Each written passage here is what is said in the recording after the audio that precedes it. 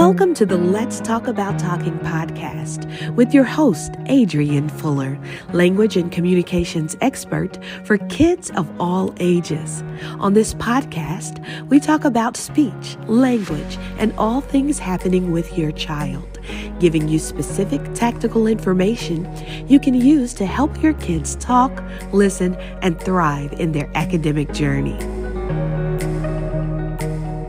Well, hello. Good afternoon, good morning, whenever you are consuming this content. I want to say welcome to the Let's Talk About Talking podcast. I am Adrienne Fuller. I'm a speech language pathologist, but I want this podcast to be for parents and caregivers of kids of all ages, from birth to the time they go away to college. And so I always like to take a minute just to have a little testimonial at the beginning. And so lately, you guys, I'm feeling a lot of gratitude in my life. I think I was in a lot of angst when I was in my 20s and even in my 30s. There are so many goals that I wanted to accomplish and so many things. I have these big dreams. And I was like, when is this going to happen for me? And now I'm looking at things and things are feeling like they're happening, and I just am in a place of gratitude, not because my life is perfect, because I used to think like my life needed to be perfect for me to be happy, but I think being happy and having joy is seeing the good in things, even when they're not the best case scenario all the time. So I just want to remind you to be grateful, because there are some things in our lives that we have prayed for or believed for or wanted, and then when they come into our lives, they bring a whole set of issues or things that also need to be done, and we can forget that this is the very thing that we wanted and prayed for in the first place. Like, there was a time in my business that I had no patience, and I was like, I just want someone to believe in me. And so, but now that we have patience, and I love each and every one, comes with a whole different set of challenges that I have to face now. And for a minute there, I was getting so grumbly and complaining. And then it came to me one day that, this is your answered prayer. And these problems are because your prayer and your desires have been manifested and answered. So when you come to a problem sometimes, I just want to be that person to remind you, hey, it's okay to have problems. It's okay to feel that feeling, but also remember sometimes these are things that are good things, but with these good things come, more things. And so I don't know even what I was going to tell you about a kid in therapy, but I don't know how I got over here today, but this is what's on my brain.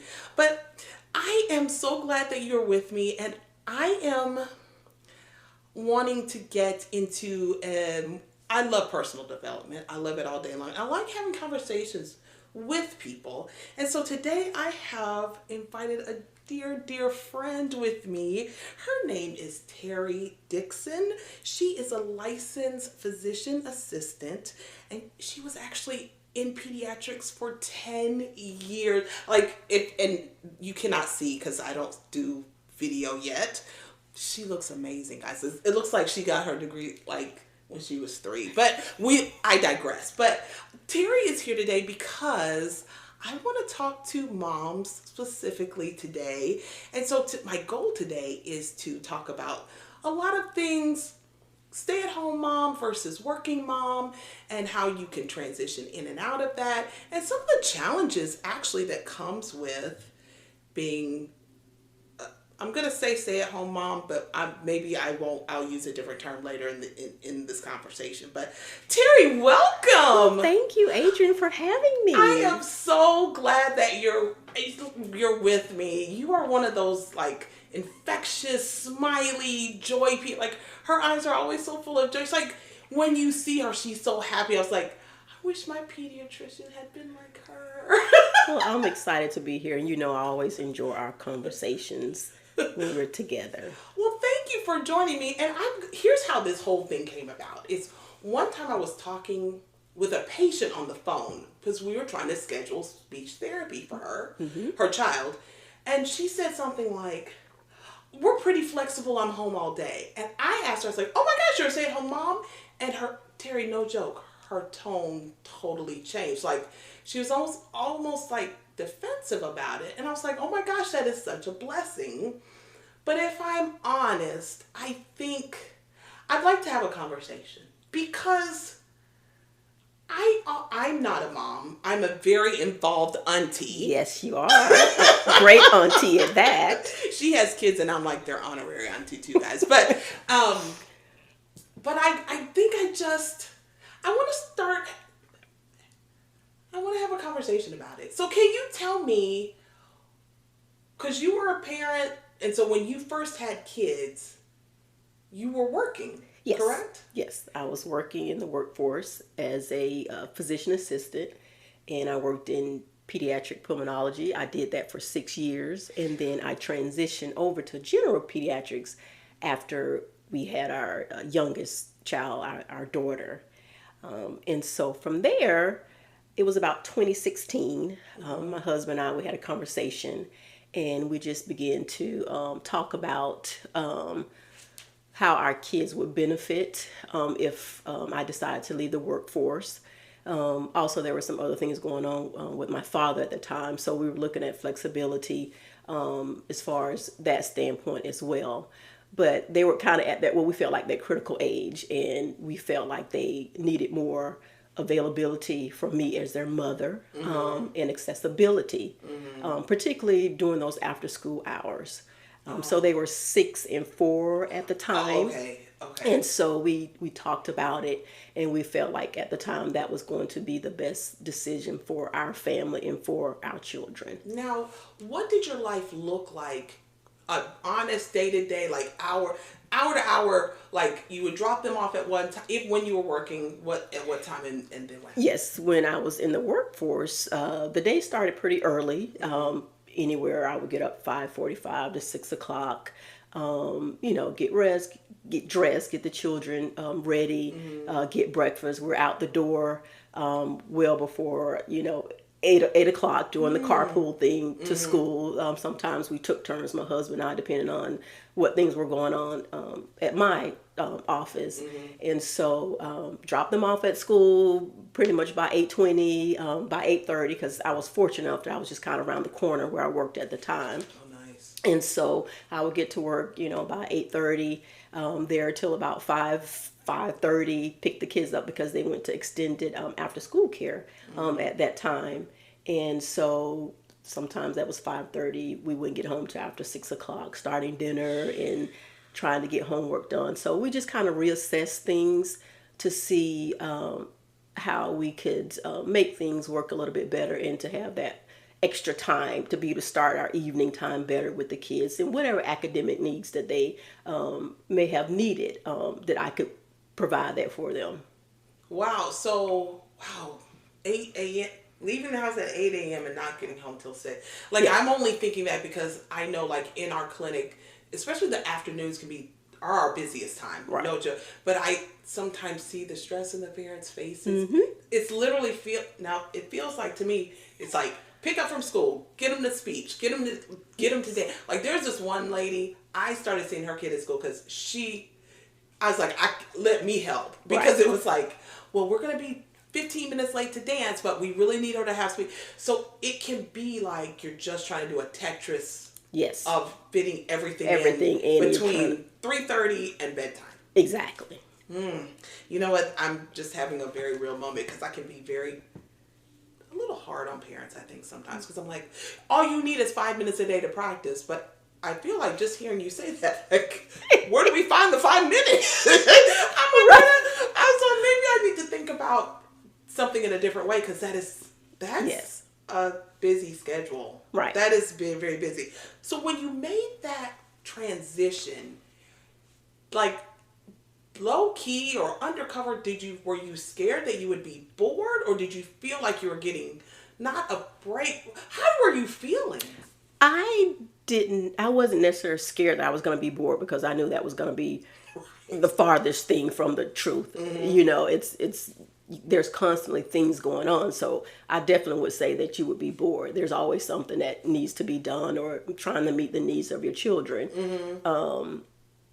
I think initially I was just kind of like, okay, is how things were going to kind of roll out, as opposed to when you're getting, you're used to going to your work outside of home and just kind of getting the routine. What is my routine going to be now? And also looking at the benefits. I like the fact that being able to get my evening, afternoon started earlier, being able to get to my children earlier, and starting our evening routine and having that time, a little bit more time with the kids. Oh, that's nice. That's very nice.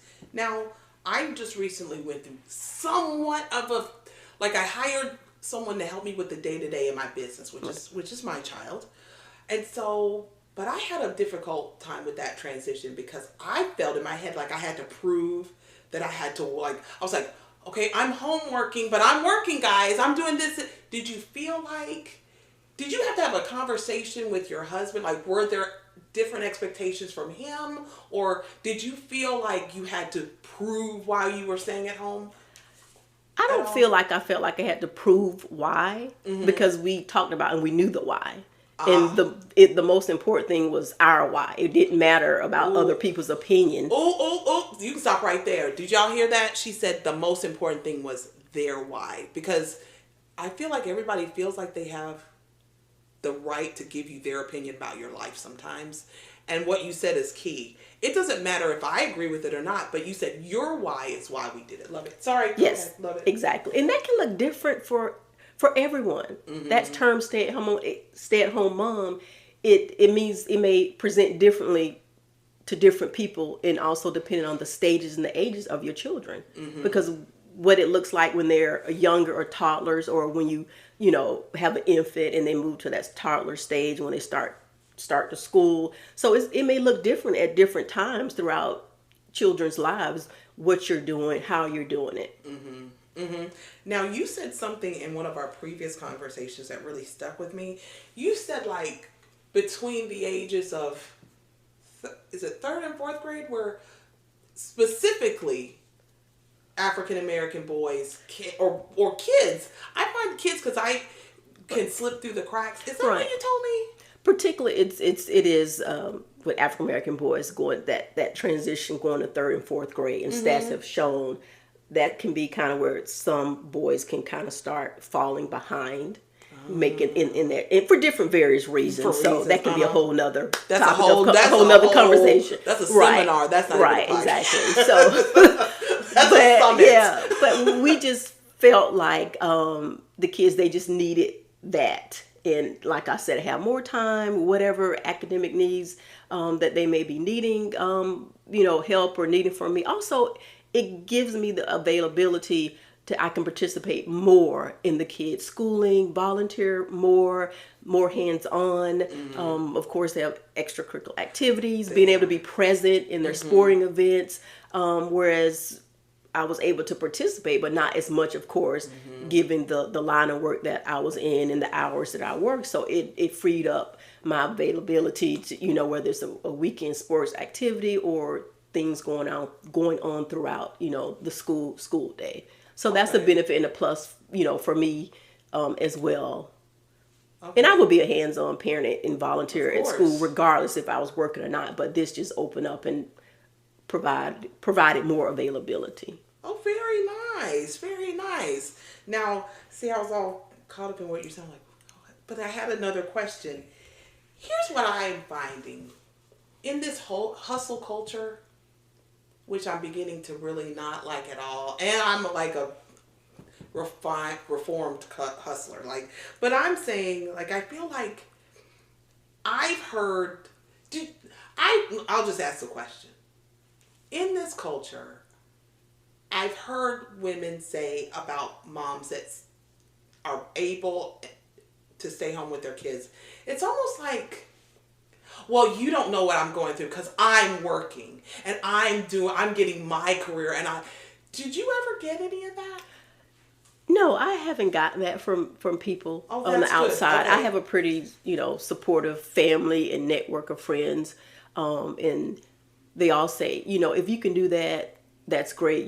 You're very blessed. And I know I'm very, very fortunate. It is a blessing because you only get so much time with your children. Yeah.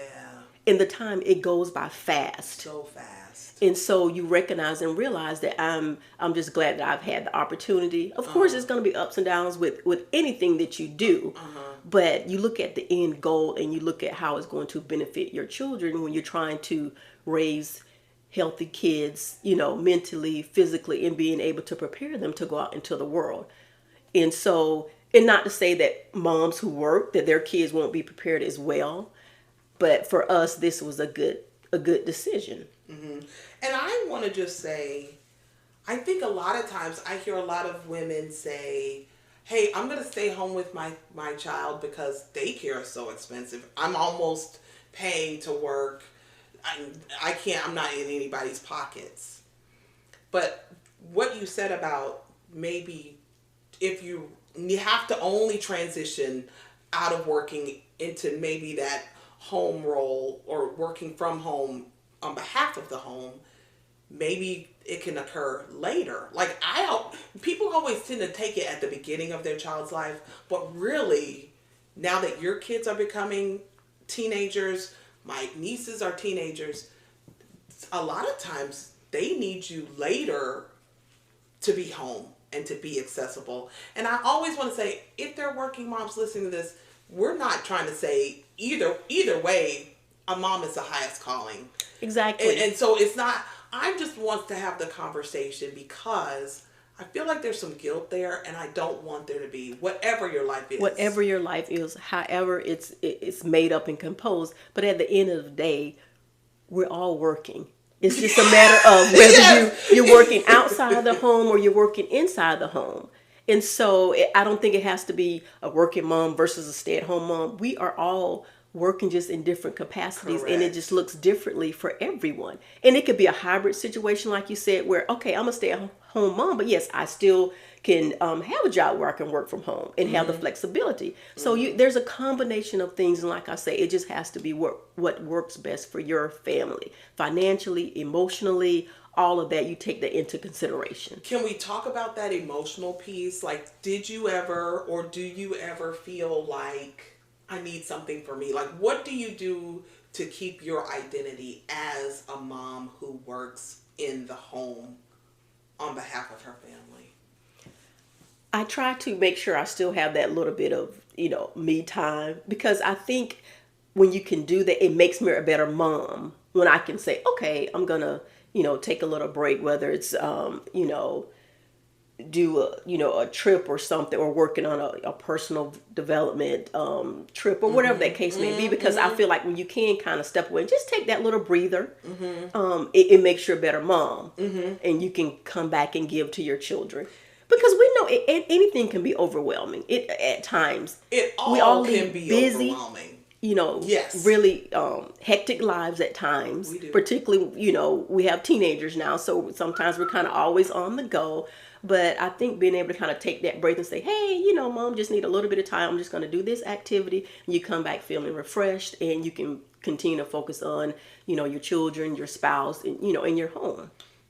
Now, one thing that I have a clinic manager, and she has 2 young kids. And we were just talking one day, and she's like, I take my kids early in the morning, as soon as daycare opens, them to daycare, come home and work out, and then go to work, which I thought, but she said it kind of like, well, don't judge me. I think that's genius, because as a mom, you have to create those me time breaks. For her, you're paying for daycare anyway, right? Like, there's no rule that says you have to drop them off in a hurry on your way to work. And so I love that you say, and so do you tell them, your kids, sometimes mommy needs a little me? Do you tell them that? There are times when I say I'm working on something. I just need a little break. I'm going to be working on this. And they respect that time. And like I said, you have to take care of yourself so you can still be a better mom. Like, for instance, similar to the example you just gave, a lot of times I drop the kids off to school. Then I go and make sure I get my exercise or my workout, taking care of my physical well-being. And then, I come back and my day starts with other things and activities or whatever I need to do. So you have to just make it work for you. And so for her, if it's easier for that parent to drop her kids off to daycare and then do her workout, then that's totally fine. At the end of the day, you have to do what works for you and your family. Hindsight, looking back when your kids were really young, and if there's like a mom that's a little overwhelmed by everything that needs to be done, what would you tell her? It's okay. You're not the only one who feels that way. Because I think a lot of times, even before you have children, sometimes people just aren't honest about how you may feel as a mom, and just knowing that, listen, it's okay. You're doing one of the greatest gifts, you know, and so it's okay that you may feel overwhelmed at times. And it's okay to say, okay, I just need a quick break. I need to gather, and so that's okay. It is okay. Yes. And I think it's okay to say I need longer than a quick break. Sometimes you need a day or a weekend or 4 days away or whatever that looks like for you. And that, I appreciate you saying that it's okay to feel. I don't know, sometimes I feel like if this whole Instagram, social media, if you don't like, hey, I love my kids and I love doing everything for them, and if you're not that mom, then you're a bad mom. And I don't think that's the case at all. I don't think that should be the case at all. And there are going to be days where you're doing the necessary things that you need to do as a mom, as a parent. And there's going to be some tough days, and you're just like, but at the end of the day, you end up making it through. Making it. Yeah. So do you ever miss work or want to go back to what are your thoughts about that? I think everyone has their time. And at the end of the day, when you make that decision, you base it off different things. Some people, if their kids get older, they may not need you during a certain time span. Some people may choose to go back, okay, while the kids are in school, I have this, if I want to do something part-time or whatever. So now that we have teenagers now, they still need me just as much because Definitely. their schedules and everything, and there's so many things going on now, like you say, with all the stuff in society and stuff. So sometimes people think as they get older, they don't need you as much, but I think they still need you, just maybe in a different capacity. And you may have to shift maybe how you parent and how their needs are met, but they still need you at the end of the day. It just may look differently how they need you. And so as they're getting older, at some point, there's some things I'm thinking about that I may want to go back, and do, as you evolve and change, your interests may change.